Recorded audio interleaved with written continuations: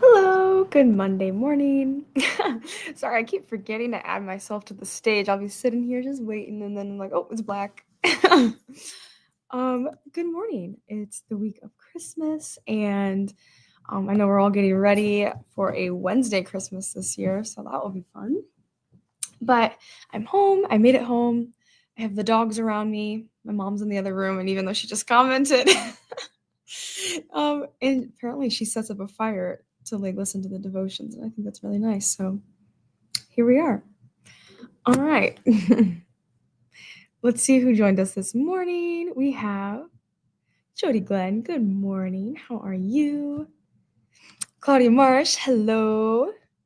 We have Connie. Good morning to Connie. Hello, Atlas. Nice for you to join us. We have my mom literally in the other room. And we have Diane. Good morning. And we got some Christmas emojis going. We love that. Dr. Colleen. Hello. And we have Kimberly. And good morning. And Emily. Hello, neighbor. Now you really are a neighbor. She's right next door. Oh, Alice says, oh, you're home in Michigan. Mm-hmm. I am.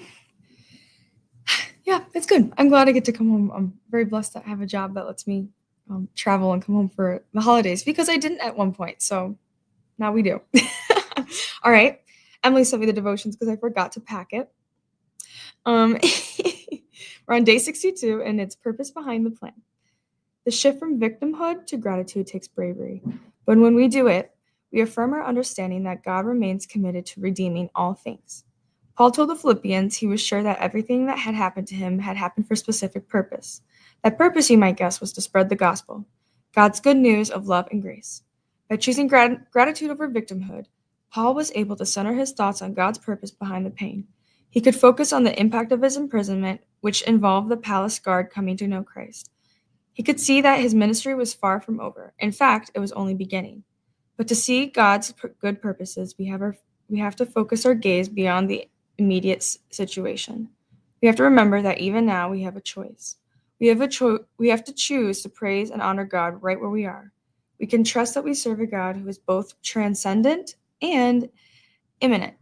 Fancy words for saying that his ways are beyond human understanding. And also that God chooses to be near us, to be with us, and even in the hardest times when we cannot yet see how he could possibly bring anything good from our circumstances. All right, but what if God's plans include a grueling divorce, a massive health problem, children leaving us, our families being uprooted, or a season of darkness that doesn't seem to shift? In the moment, when news of the stroke comes, or when the decision is made to relocate, when doubt transcends to take us out, do we think God's plans are good then, too? I'm reminded of an experience of a friend of mine went through when she lost her husband to a cruel battle with ALS. I asked whether she's been mad at God at any point, given the tragedy she endured. The concept was so foreign to her that she seemed offended I even asked. Mad at God, she said. We never once asked why. If anything, we asked why not.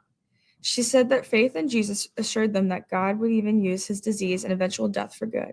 And her husband did proclaim Jesus to the very end. And even from his wheelchair through a voice simulator, God had used it, and God is still using it. I still don't fully accept that he's gone and never going to come back, she said. But this much I know, his death was not an ending, but an extension. And I'm determined to stick around to find out what extension involves. My friend knows that God's not done with her or her husband's story, and he's not done with yours either. Whether you've gone through and whatever you're faced, he is in the business of redeeming it all. That was a good one. Wow. No, it's true. we're always asking why when maybe something goes bad, but why not? There's things that we have to trust in God to take care of our lives, and it's not going to look how the world says it's good, But anyway, we're going to meditate today on Philippians 1:12 through 13. And it says, I want you to know, brothers, that what has happened to me and has really served to advance the gospel, so that it has become known throughout the whole imperial guard and to all the rest of my imprisonment is for Christ.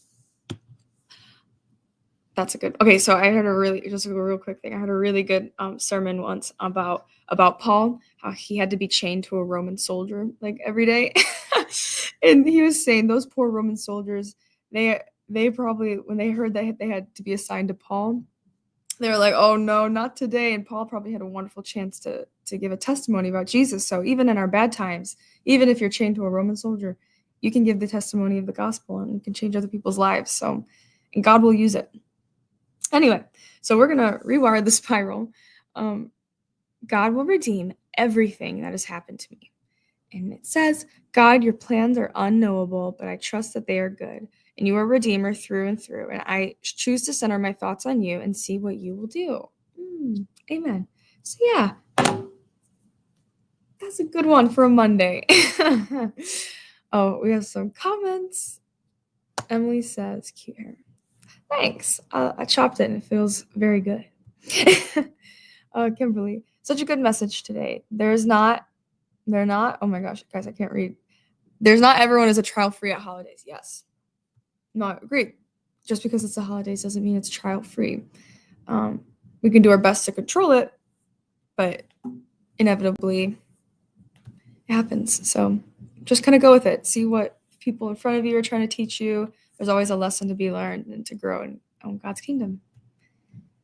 Well, right? That's a good story. What faith that woman had, right? To say that. I mean, I feel like I would have need someone to tell me before I said that. Why not? Oh, Christmas. Why not? Yes, there we go. But no.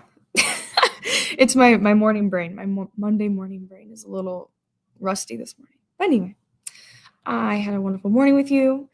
And now I got to find the exit video. Okay.